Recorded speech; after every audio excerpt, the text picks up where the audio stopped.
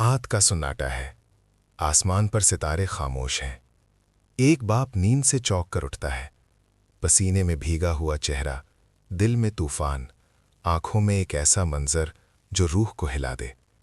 क्या कभी ऐसा हुआ है कि अल्लाह की तरफ से आने वाला एक ख्वाब इंसान से उसकी सबसे कीमती चीज़ मांग ले?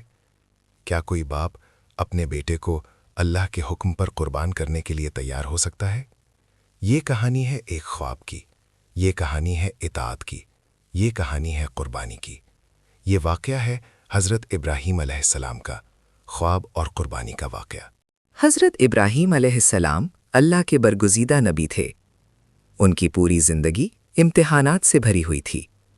बुत्तों के ख़िलाफ़ बगावत, नमरूद की आग, हिजरत, तन्हाई और फिर बुढ़ापे में एक बेटे की नेमत। लेकिन अल्लाह ताला ने इब्राहीम अलैहिस्सलाम को सिर्फ नेमत नहीं दी, बल्कि नेमत के ज़रिए एक अजीम इम्तिहान भी लिया। ये वाक़या सिर्फ तारीख़ नहीं, ये ईमान का मायार है। ये वो लम्हा है जहाँ मोहब्बत, अक्ल, फितरत सब अल्लाह के हुक्म के सामने झुक जाते हैं। एक रात हज़रत इब्राहीम अलैहिस्सलाम ने एक अजीब ख्वाब देखा।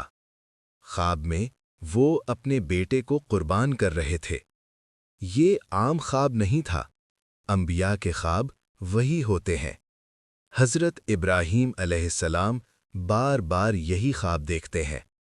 दिल कांप उठता है, रूह लरस जाती है। क्या ये वाकई अल्लाह का हुक्म है? क्या अल्लाह अपनी अता की हुई नेमत वापस मांग रहा है?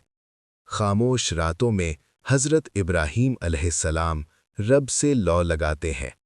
दिल में कोई शक नहीं, कोई तरद्दुद नहीं, बस एक बात वाज़े है, ये अल्लाह का हुक्म है। हज़रत इस्माईल अलैहिस्सलाम अब जवान हो चुके थे, फरमाबरदार, नेक और अल्लाह से मोहब्बत करने वाले। हज़रत इब्राहीम अलैहिस्सलाम अपने बेटे को बुलाते हैं। आवाज़ में लर्जिश है, लेकिन ईमान मजबूत है। फरमाते हैं, ए मेरे बेटे, मैं ख्वाब में देखता हूं कि मैं तुम्हें ज़िबह कर रहा हूं। तुम्हारी क्या राय है? ये सवाल नहीं था, ये तरबियत थी। ये लम्हा इंसानी तारीख का सबसे अजीम मुकालमा था। हज़रत इस्माईल अलैहिस्सलाम सर झुकाते हैं। चेहरे पर खौफ नहीं, आंखों में ईमान है। फरमाते हैं, ए अब्बाजान, जो हुक्म आपको दिया गया है वही कीजिए। इंशाअल्लाह आप मुझे सब्र करने वालों में पाएंगे। ये जवाब कुर्बानी की तारीख बदल देता है। बाप और बेटा अल्लाह के हुक्म पर चल पड़ते हैं। मक्का की वादी खामोश है। रेत के ज़र्रात गवाह बन रहे हैं। शैतान आखिरी बार हमला करता है। कभी बाप के दिल में वसवसा, कभी बेटे के जज्बे पर वार, लेकिन अल्लाह के दोस्त कभी नहीं डगमगाते। हज़रत इब्राहीम अलैहिस्सलाम कंकरियां उठाते हैं, शैतान को मारते हैं। यही अमल बाद में हज के अरकान में शामिल होता है। ये साबित करता है, कुर्बानी सिर्फ जान की नहीं, वसवसों की भी होती है। मिना की वादी, सूरज सर पर है, हवा साकिन है।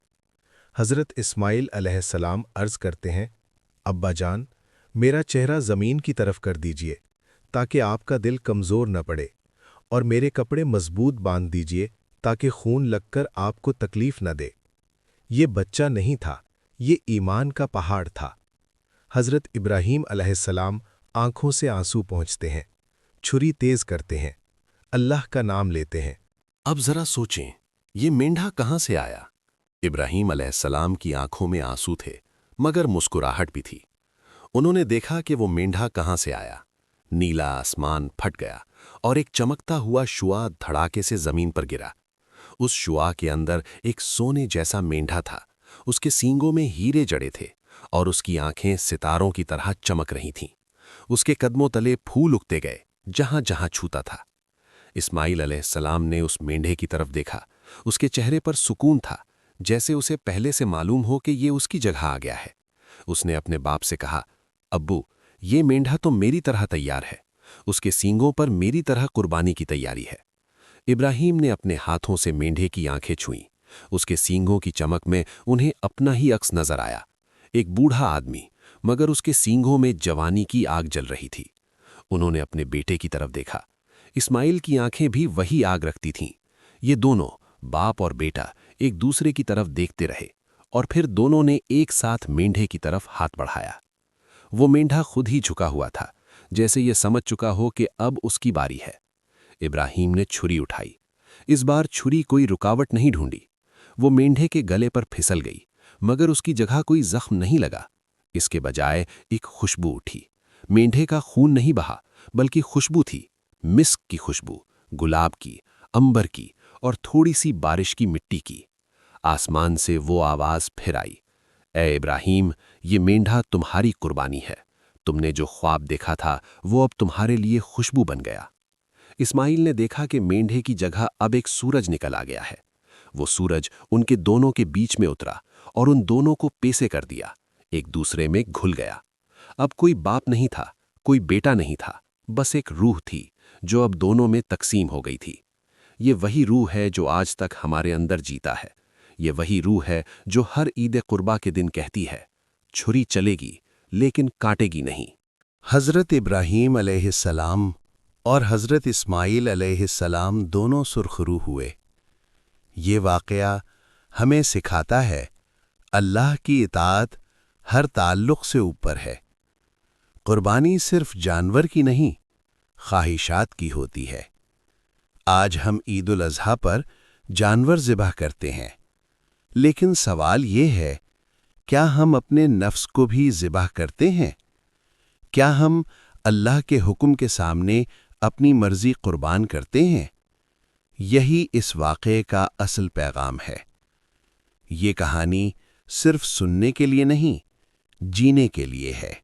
القرآن الكريم سورة الصافات آيات 99 إلى 113، صحيح البخاري، صحيح مسلم، تفسير ابن كثير، تاريخ الطبري، سيرة ابن هشام، رياض الصالحين.